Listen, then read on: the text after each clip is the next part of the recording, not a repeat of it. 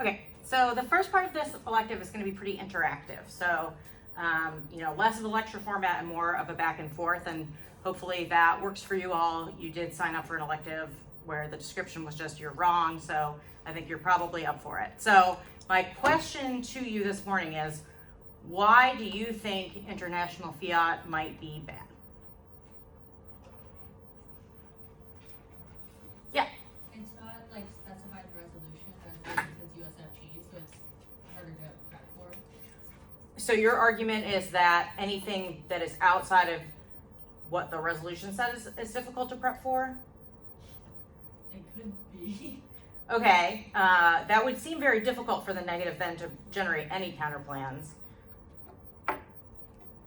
Other thoughts? Yeah. It's like not predictable. Unpredictable. Okay, why is it unpredictable? Because there's like a lot of countries that like the net can fiat, and there's like different types of countries and like policies that the app would never be prepared for if they specify like a specific country. Okay, my question to you in response is, if you win that the US is necessary for your plan to solve, why does that not answer all of these different countries?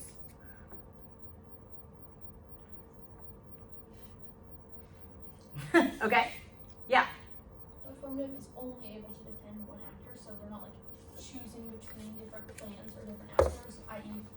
garnering offense off of something that the affirmative can't necessarily like choose from.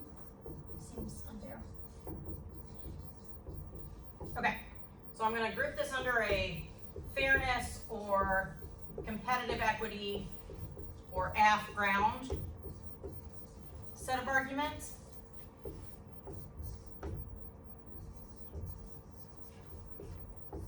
So this was not reciprocal, makes it very difficult for the affirmative. What else do you think might make international fiat bad that kind of falls into that category? Yeah. Well, I feel like the negative can fiat out of like impacts.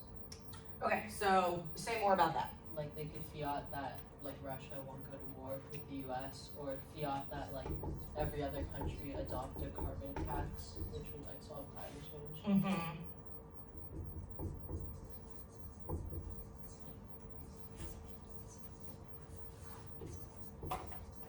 Okay, so justify something like, Russia won't go to war with the US, or, there's a global carbon tax by every other country in the world, or other counterplans that would be very difficult for the affirmative to debate, right? So my question about that is why, if the negative is picking out of the resolutional actor, the F has staked out the United States federal government ought do the plan, and if the negative says a different country should do that same plan, why that justifies these counterplans?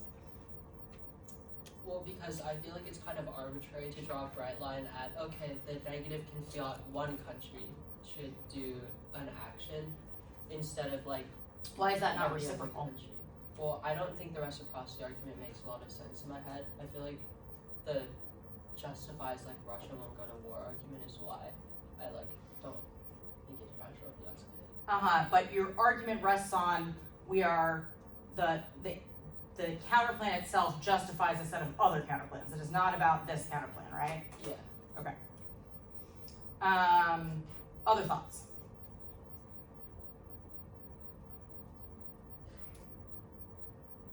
To take a step backward, and I should have started with this, coming in, is your prior inclination that international fiat is good or bad? So hands up if you think your prior inclination coming in this morning was international fiat is good.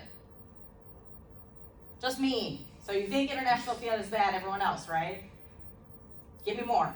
Give me more to work with. Yeah. I don't know, this isn't really offensive, but I think like in the context of like the Canada counterplan, for example, the negative doesn't need the Canada counterplan. It feels like they can just get by having really good arguments for why the US isn't key or why other countries could do it, which proves that the plan isn't necessary or sufficient.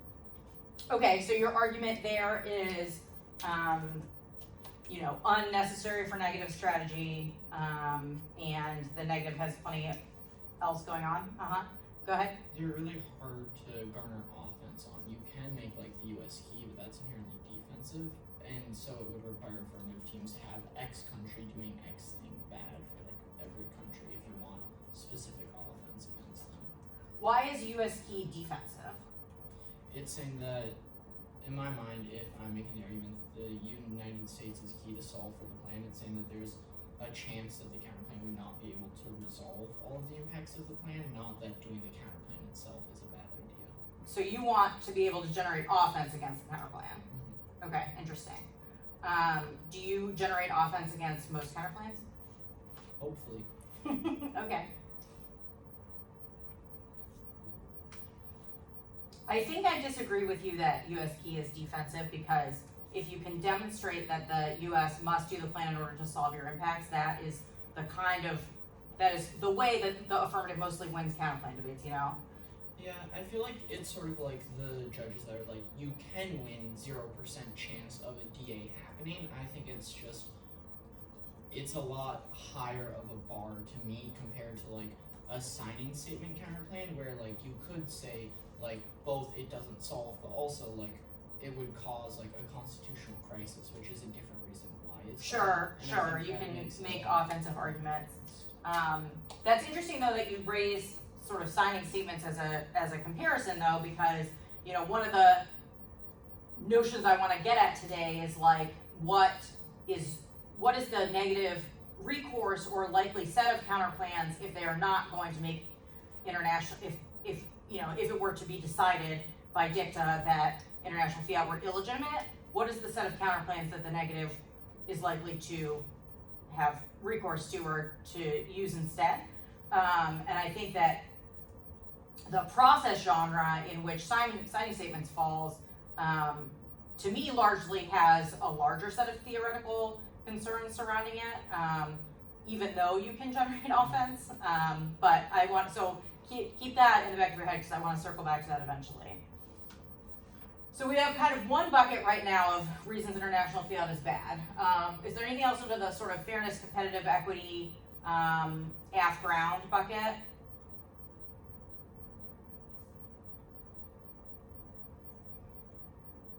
Oh, I forgot to write down infinite actors.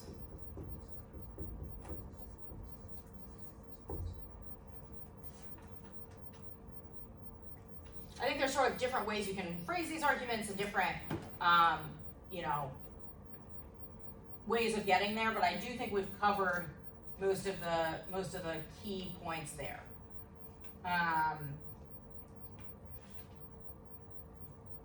Next bucket, what about education?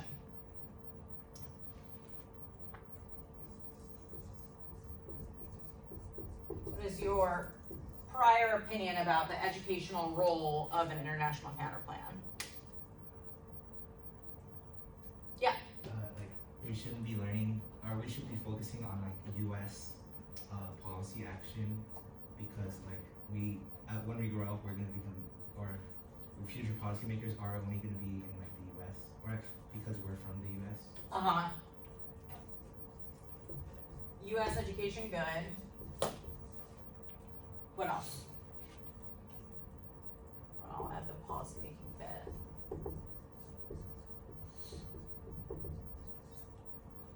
Yeah. I think a lot of the offense against critical affirmatives apply in the sense like we should learn about the resolution for X reasons, and part of the resolution necessitates the United States, which you can't get with the international. So topic education, right? Yeah. This is kind of just policymaking, but like in the real world, policymakers decide between two competing policies. You can't really decide between the plan and the counterplan, because no one can decide whether or not the U.S. should do something or Canada should do something, because it's not like a thing that you can do. Yep. So I think you've identified two things there. One of which is, an education argument what to me is an education argument based in no comparative literature. I also think that you've spoken to the third category that I think exists, which is the logic category.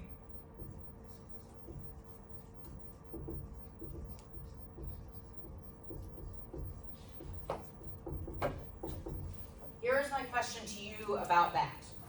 who is the decision maker that could decide between the plan and, let's say, an advantage counterplan that did a no first use nuclear policy? The US. The US itself? Like what part of the US? Like the federal government decides whether or not they should do the plan, and can also decide to do an NFU. So because they could decide to do both, that is the litmus test? Yeah, or either, because the same actor is able to pick between the two, theoretically. Okay, and the same act, but you have said US federal government, that is made up of many different agencies. It is a large bureaucracy. There's 3 branches, so which part of the US federal government? Oh, I have no idea. Like, I'm assuming the legislative branch and executive branch. Okay, so Congress could decide between those things? That's a group of people, right? Yeah. But no one individual person makes that decision. No. So what is the decision maker that could make that decision?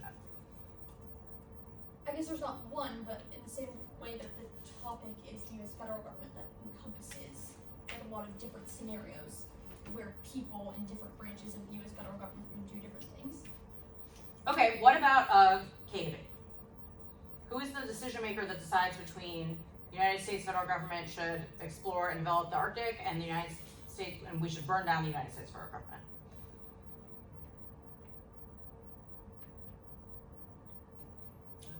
Or who is the decision maker that could decide between the plan and a capitalist revolution, or a communist revolution, excuse me?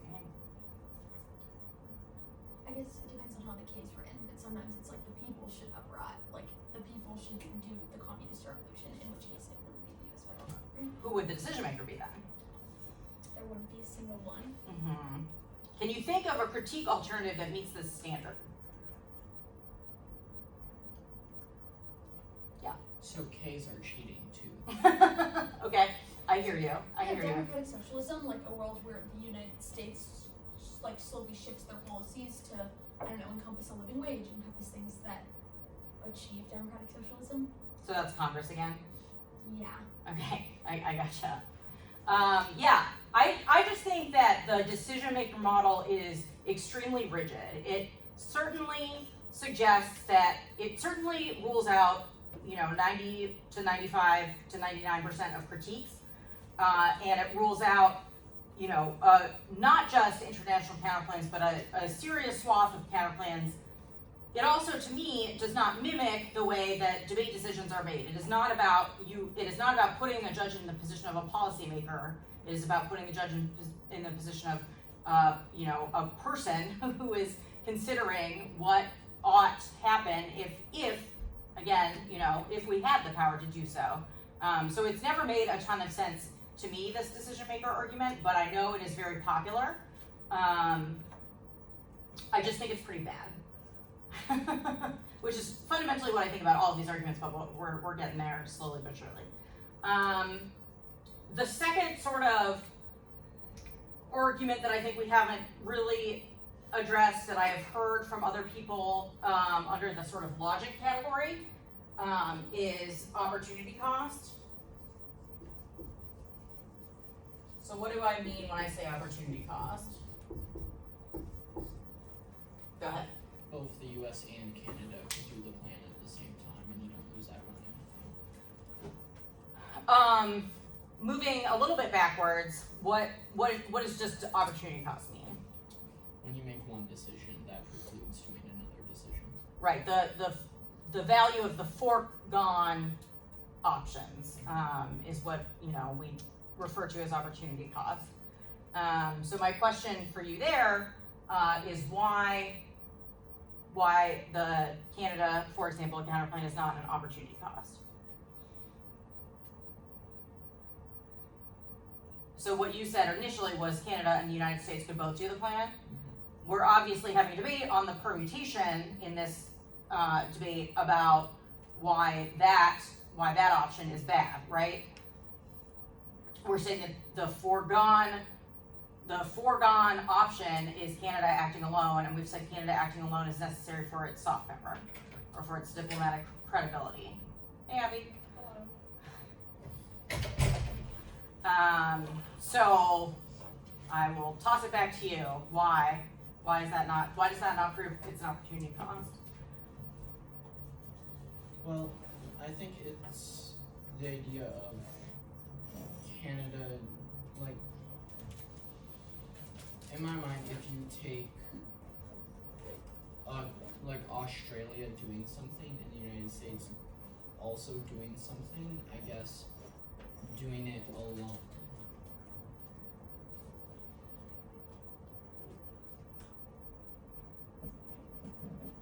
We don't have to spend a ton of time on this one, unless you are like, this is my 2AR, which is fine, and I'll walk you through that. But it is I did not used to hear this argument in opposition to international fiat, but it has become more common and more popular. So you might hear it for sure. What have we not touched on for why international fiat is bad? Yeah. Wait, sorry, what was the opportunity cost argument?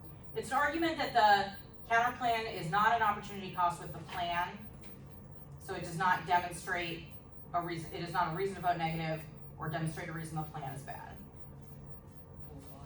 Oh, because it doesn't. Okay. Well, my problem with this is the why. I don't think that is true, and I think when pushed on why, it is very difficult to explain. But you will. It is an argument that I have heard.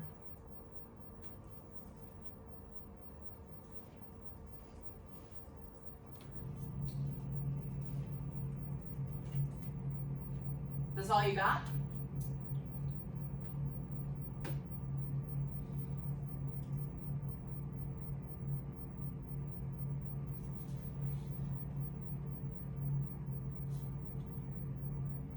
I'll tell you that I'm probably beating this 2AC with like 3 arguments. What? Wait, what are they? Okay, so I'm starting with, we must test the United States in the resolution and in the plan. It is necessary and important to, if you take as reasonable the argument that the role of the negative is to disprove the affirmative and that we get to test different parts of the affirmative to see whether they are good or bad, US is certainly right there in the middle of the plan and the resolution. It is, to me, both illogical and anti-educational to bracket out that part of the resolution and say this part is not touchable.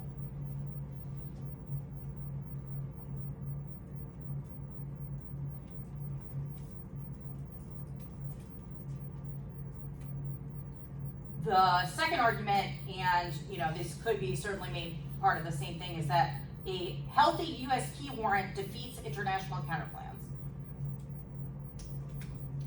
And that answers the biggest kind of set of arguments about why international fiat is bad, because there's so many. There's so many countries. Oh my God, there's so many countries. And then there's international organizations, and then there's combinations of countries. Like, oh my God, that's so many different actors. If you can demonstrate the United States is the necessary actor for your affirmative, you have beaten all of them.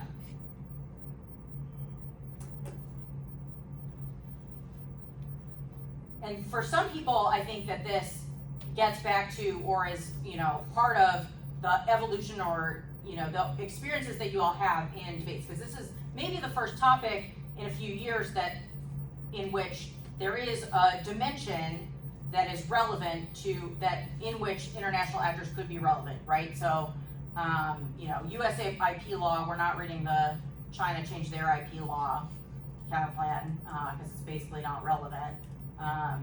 What was before IP? Fiscal redistribution. Fiscal redistribution, totally irrelevant. NATO, relevant. So you have had one topic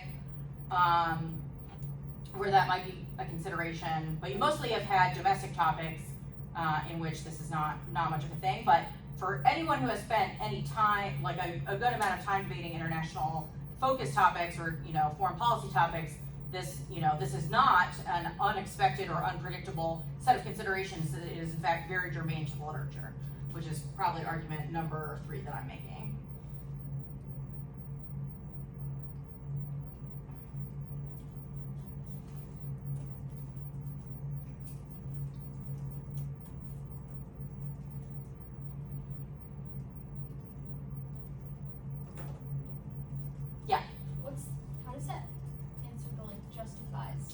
answered that yet. Oh, I'm so far dropping that, so good catch.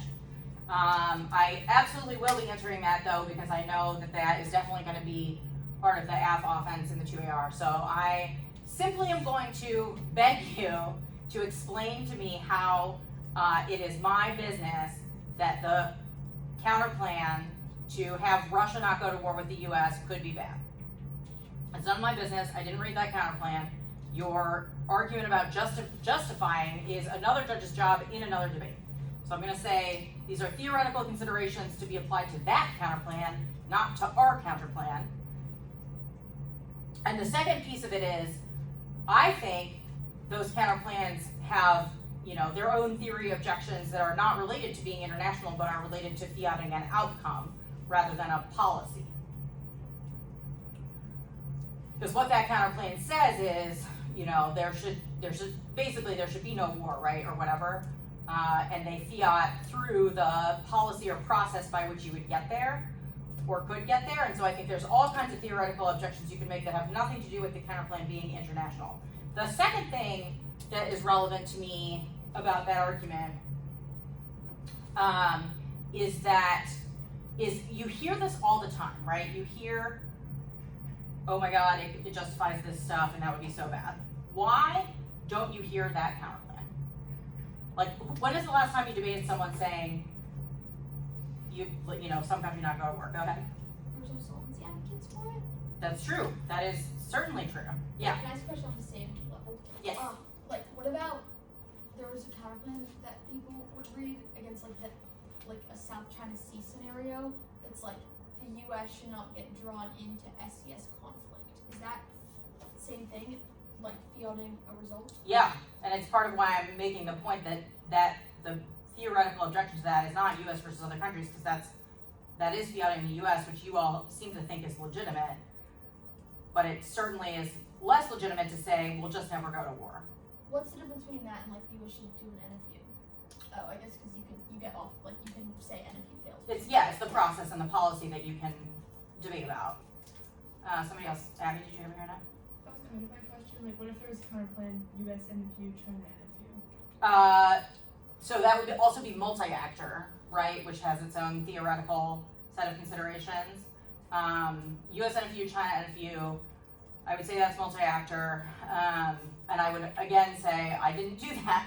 That's not my counter plan.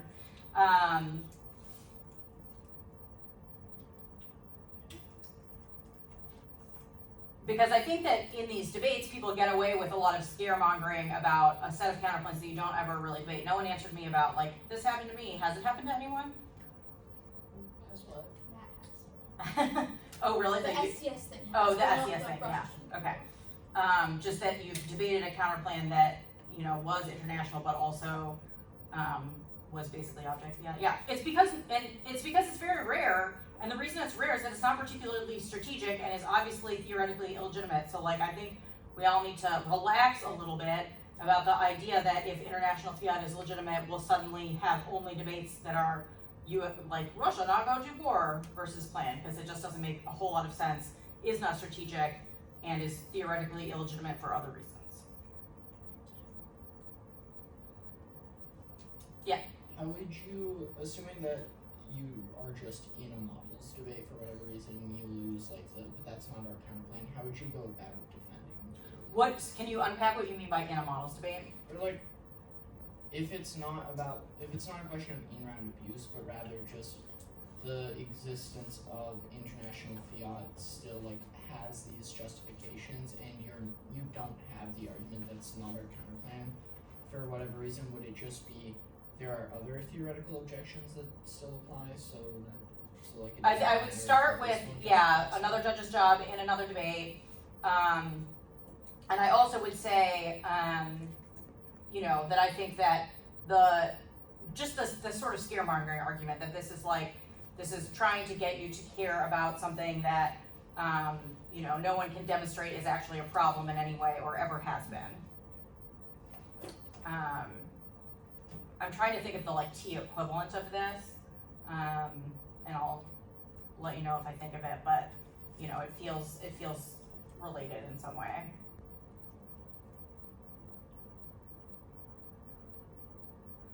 Alright, so which argument are we going for in the 2AR?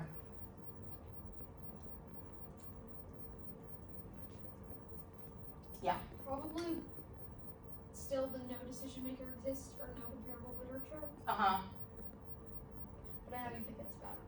Well, okay, so we talked about no decision maker. We haven't as much talked about the comparative literature argument, which I think, you know, in the abstract or at the surface level is a better one because it's like, it's about the research and the, you know, actual scholarly literature, etc. My question, again, for you is, what counterplan meets that standard? Where there is comparative evidence between plan and counterplan. Like an advantage counterplan. Really? Yeah, something like the US should adopt an NFE, for example. You think there's comparative evidence between explore the Arctic and adopt an NFU? Oh yeah, no, there probably isn't. Like, I would be surprised. that. What? I thought it was like comparative evidence, like if adopting the policy is good or bad. Oh no. When this argument is made, it has to be between plan and counterplan, right? On the last topic, we read like a counterplan that was like kind of a processy counterplan that was like we should not like sign on to this treaty. Instead, we should make this other treaty. Like it was very confusing. Okay, so you had one Yeah. on the previous topic. Yes. Okay, so you've got one counterplan now, and it doesn't apply on this topic. So what are we doing if we're neg? If the standard is there must be comparative evidence between the plan and the counterplan, that is, to me, just no neg fiat with a bunch of hats and mustaches. Could you make the argument that consult counterplans are kind of comparative? Because it's like, I guess it's not that specific to the plan, but it's like, rather than doing unilateral action in the Arctic, we should do multilateral action in the Arctic. Maybe So now you've said you don't get to fiat another act or do the plan, but you do get to just like consult and do minor changes and do that. And still do the entire F. This is a great point, and again gets back to my thing about like the aft comes blustering in with all this like high and mighty nonsense and wants you to think the international fiat is so bad, but the alternative negative strategies are way worse. Can't you just apply the same argument of that's for like a different round and a different judge? We're not arguing about the merits of Yeah, the you certainly strategy, can. Just in this round, international fiat is bad. And Yes, that's but really now bad. you pinned yourself down, it has to be in this round. Okay. Or just like writ large, it's bad. We're not advocating for an alternative, but like we have identified a problem. We are saying why it is bad. Yeah, I think that is fair from the aft, but I think that the neg ought to push on, you know, if it is accepted that this is bad, here is what you're gonna get instead. You know?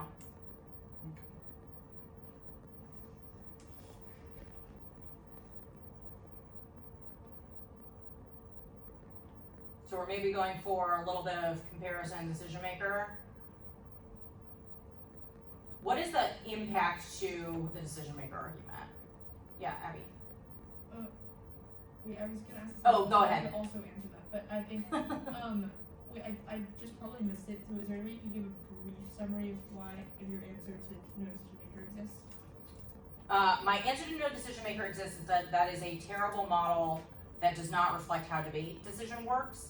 Debate decision making works, because it would, you know, there isn't a decision maker who could decide between the AF and most critique alternatives.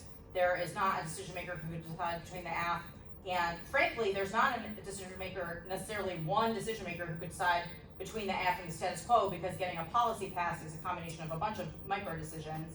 And I think that the logic thing is like sort of bunk, because you're asserting that that model is the only way, is like the most logical, when in fact, that is, to me, that is just a, you know, it's sort of like intuitively appealing, but not particularly well supported.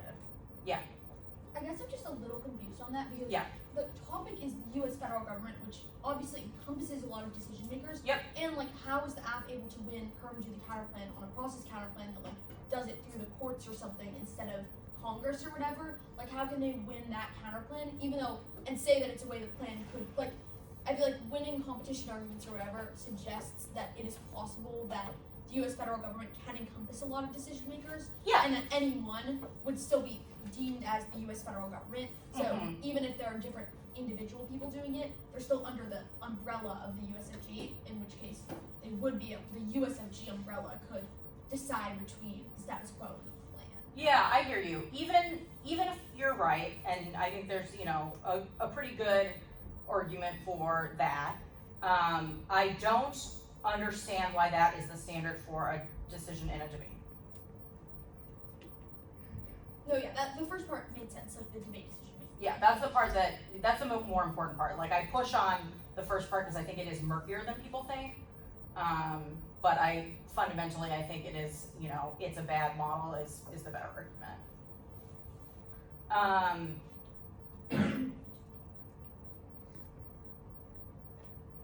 Yeah.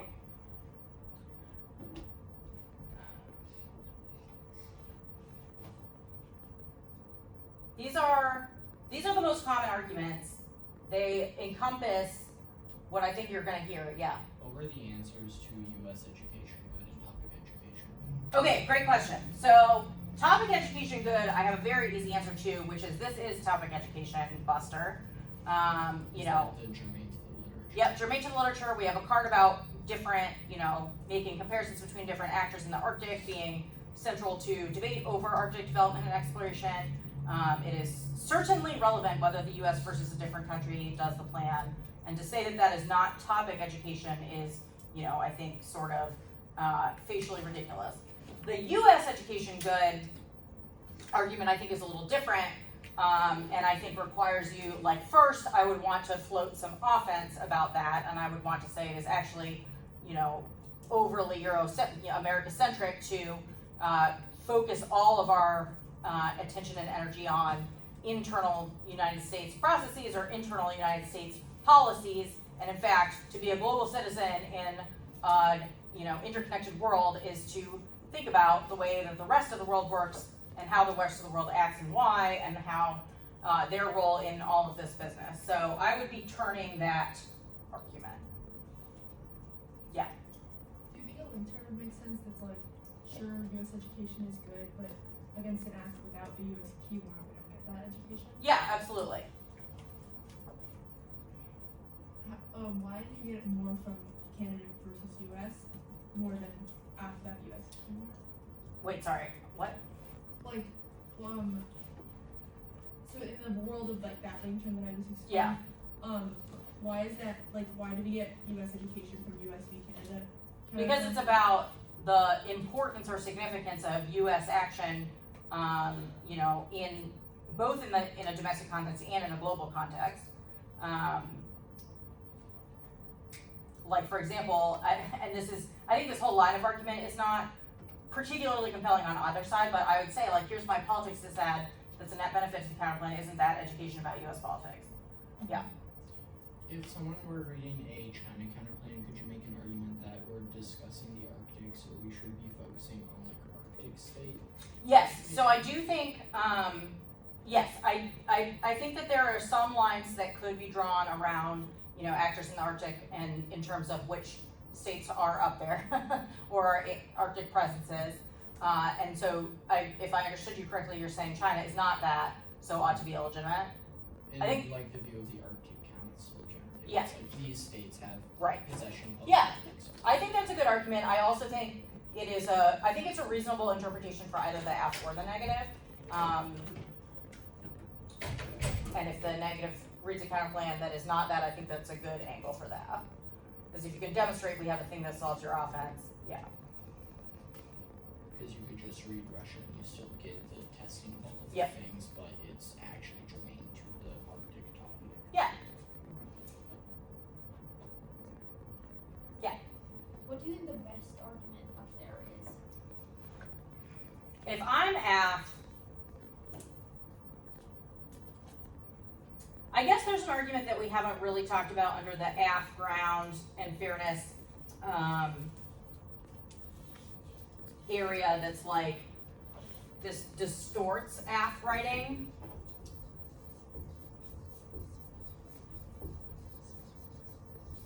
Because now, all of a sudden, instead of what is an AF that would be a good idea, we're looking at what is an AF that no other actor could do, right?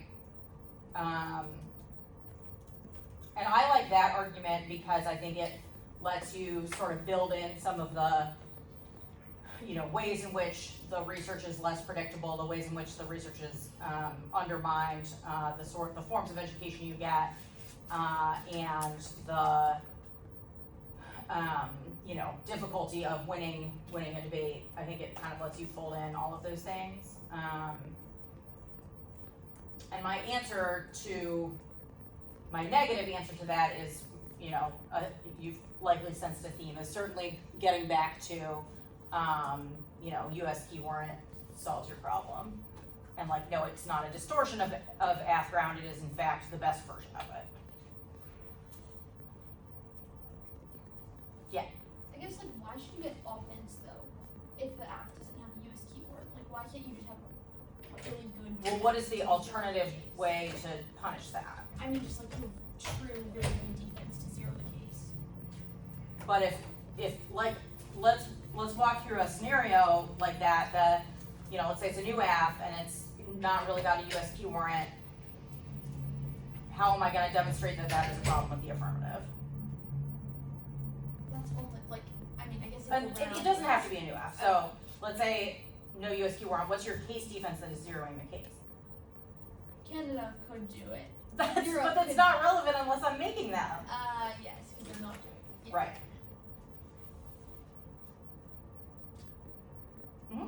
Would the argument then, if the US key warrant is a hedge advantage or something, would Yep. it just be you should have made it germane to the entirety of the app, we're allowed to impact turn that and go for the rest of the advantages? Well, certainly. I mean, if the US key warrant is a hegemony advantage, I think there's a couple of ways of dealing with that for the negative. I do think that it is an area of offense that the app probably gets, and so in the from the negative strategy perspective, I would want to prove actually Canada's better at all this stuff and ought to be the rising power instead of the US, or like you said, impact turning that, all of those are options. If you're trying to, if the app has said, that's one of their advantages and they're going for international fiat, I think I would want to say you should be able to beat this counterplay with this advantage. I don't know if that answers your question. Or I guess my question is, if the US key warrant isn't tied to the internal link of the plain text, but is rather one of the advantages, Yeah. would it be would there be an F argument that would make sense or be receptive that's saying, well, our US key warrant is constrained to this one advantage, so the counterclaim is still abusive, or does the negative just respond with lol, get good, should have been the entire app? The latter. And again, the app in that debate to me is set up, they can certainly still go for international fiat bad, but it is less likely that they want to because they at least strategically have a way of dealing with this counterplan. You just go for that one advantage. Yeah, exactly. And then I think this one's the silliest out there, but just to round it out, what's the answer to not reciprocal? Oh, yeah, non-reciprocal is funny to me. First, I would, say that it is reciprocal because the app gets the resolution and we get everything else. And that's how being negative works. I would also probably, if I were reading, single country do plan, I would say, this is extra reciprocal because you get US and we have picked one other agent and that means everyone gets one country to defend. And then, yeah, that I think is fine, yeah. What is the argument that it is not reciprocal? Who said that? I think it might have been Lucia, yeah. Or just the app is tied to one actor and they pick any other actor, which just means that it's punishing the app versus the resolution. Oh, wasn't arguing that.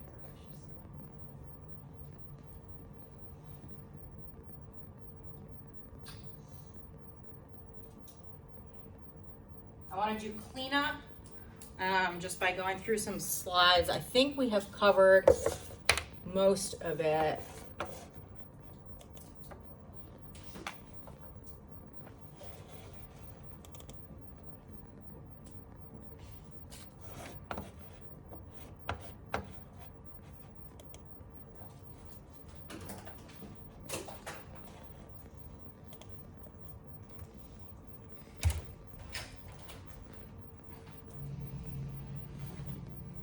So, offense against international fiat, debatability and AF round, that's kind of the first set of bucket of stuff that we talked about. And then we talked through, it's not unpredictable insofar as it is limited by literature and by net benefits, and if you have a US key warrant, you are fine. Justifies X country won't go to war, we talked about that in some depth. Anyone have further questions about that set of stuff? I ask that because I do think that is, like, to me, that is one of the sillier arguments, but it is actually one of the more popular.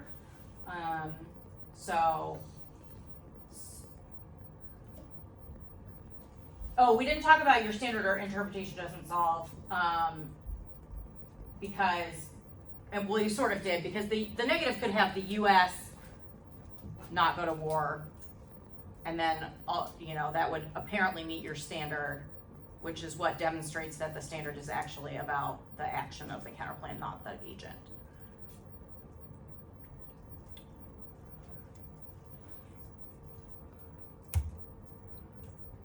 And then topic education and research.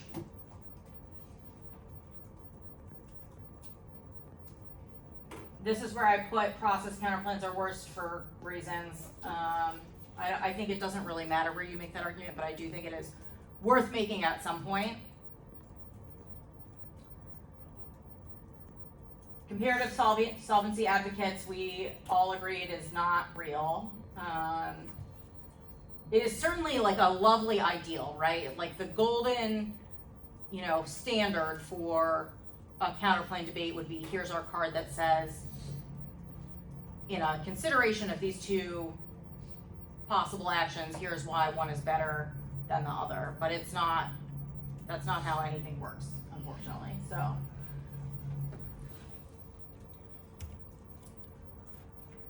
Illogical, so people say it's not an opportunity cost, and we would say the net benefit demonstrates that it is an opportunity cost, and we would similarly say this is question begging because this is a issue of the permutation, not of counterplane legitimacy. And then no decision maker, we obviously talked about in some detail. Yeah. I have 2 questions. Yep. So on the last slide, Yep. the process counterplanes are worse. Yep. What's the argument like there? What is it like? Why is there a trade-off between international? Yeah, it's not. There's certainly no germane like direct trade-off, but and I forget if you were in the room when I said this, but you want to encourage the judge to think about what it does for negative strategy if international counterplans are not legitimate, and it certainly incentivizes process, right? It incentivizes, well, you said that the US is the agent that I'm allowed to have, so I guess I'll do something through the US. I'm trying to solve F offense, so I guess it'll be a process counterplan, right? Mm-hmm. So, you know, it's not that I think threatening the judge with process counterplans is necessarily the best argument, but I do think it is a worthwhile test of what is the F actually going for. Okay, and then that gets me to my second question, which is also that you talked about this, but what's the best offense for international? Yes, that is the last thing we're gonna do. Okay. And so I'll get there in 1 second because I think we're there. The reason this elective is structured this way, you know, we always say offense first, right? And we say offense is most important, and yet I started with tearing down your offense. The truth of the matter is that is because I think that the F offense against international fiat is quite bad when scrutinized. The offense for it is not that good either. But because I think the F offense is so minimal, you should only have to win a small risk of any of these things. And so I have kind of boiled them down to a few, and we talked about heated test resolutional actor, you know, from a couple of different perspectives, that it's good for education and it's good for negative strategy and it's good for forcing the AF to be good at their job. And then there's educational value. You could either say that, you know, here's our evidence or our card that the comparison between different actors in the Arctic is central to debates over the Arctic, you know, any in that genre of this is why this is a central component of the literature. I would want to make that argument, which is, yeah, I kind of conflated or lumped those last two together. I think those are the best sort of germane ones. And then the piece that's not on there, but that is also important, is just negative flexibility. And the reason I didn't put that on there is that I think conditionality is one of those debates where it really is all about negative flexibility. International fiat, I think, you know, you are demonstrating that this counterplan is central to how the negative ought to approach the topic. I don't think it is, you know, uniquely significant for negative flexibility that you get the international counterplan, but I do think that's sort of an embedded theme within this. So I would make it probably as a separate argument, but know that it's ultimately not untied from these other pieces. Does that make sense? Yeah. What's the difference between literature and education? I'm not sure there is one. I think you could say, I think the difference would be on the perhaps terminal impact level of literature means if there is literature, you should be forced to debate it, and bracketing out that option is unfair for the neg. So it's a terminal impact thing, potentially. But I also think fundamentally they're probably making the same or.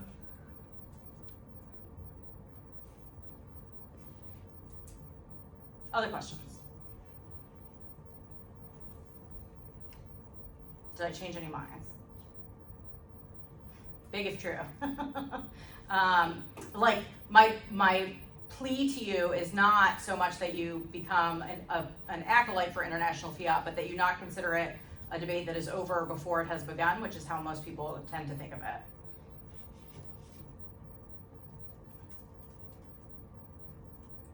Yeah. That's crazy. I was talking to someone in your lab, and they were like international fiat is terrible. Like, I've been convinced there's no way you're reading the Kennedy counterplan against me. Like, I disagree. Well, and so now you convinced me the other way. That's huge. That means that Johnny outdebated me in our dueling pianos bit, because I did this bit and he did his it's bad bit. So that just means that they think Johnny is right. So yeah, exactly. I promise you there was not anything discussed in that lecture that is not one of the arguments we talked about here. So yeah. What's Johnny's answer to your answer to no decision maker exists? He doesn't really have one. He, you know, he's kind of like, he's basically like Lucia in that, like, yes, there is. Like there, for other counterplans, there is one. But when pressed on like why that matters or why that's how we ought to make debate decisions, it's sort of, he usually circles back to like, well, you can't compare between them. And then obviously I harass him about how that makes him life impossible for the neg. Awesome. Yeah. Feel free to debate him on it at any given time. He's happy to rumble. Other questions?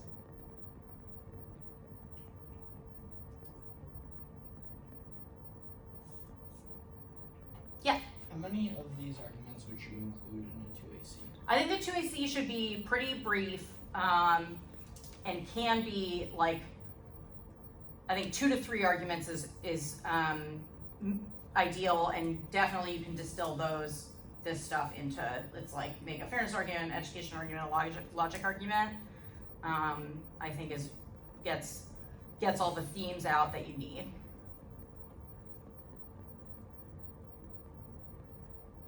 Do you think that would be big enough into scaring the negative block where the time skew ends up profitable for the app? Interesting Or question. is it kind of too big? I don't know. Yes, I think probably if the state's counterplan is any analogy, which it is and isn't, I think.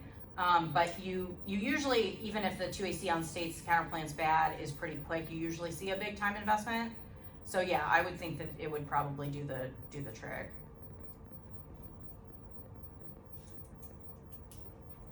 Plus, I don't know if you've looked at the generic, but when we did this kind of as a group, Camden wrote a super long block, and I let him be the one to write the one that went into the file, and it's really long. So 2AC just numbers and like 2 arguments and then gets an extra minute for the 1 hour. Very likely. Other questions? Hey sports fans, I realized about 30 seconds after turning off the camera earlier today that I had forgotten to talk about a pretty important thread of negative argument in favor of international fiat, so justification / offense in favor, and that is affirmative and side topic bias. So the first, affirmative side bias.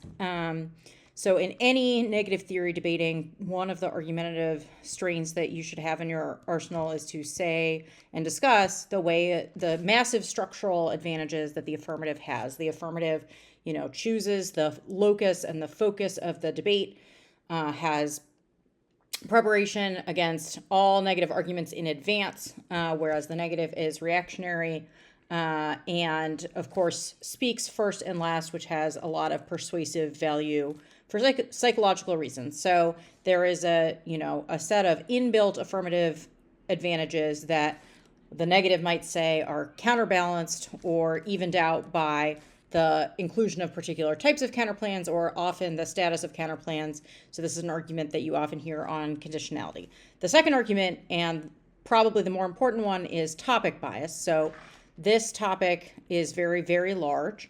And the resolutional terms don't mean very much, which means that there is a higher premium on negative strategies and on, functional ways of limiting the affirmative ground and of dealing with a sort of infinite set of possible affirmatives, which of course includes your argument. You want to include the fact that there's no unified disad ground on this topic, and some of the minute small affirmatives that could be read are strategic in various ways, and so it would be very difficult without resorting to some international fiat, an international counterplan to deal with all of those affirmatives.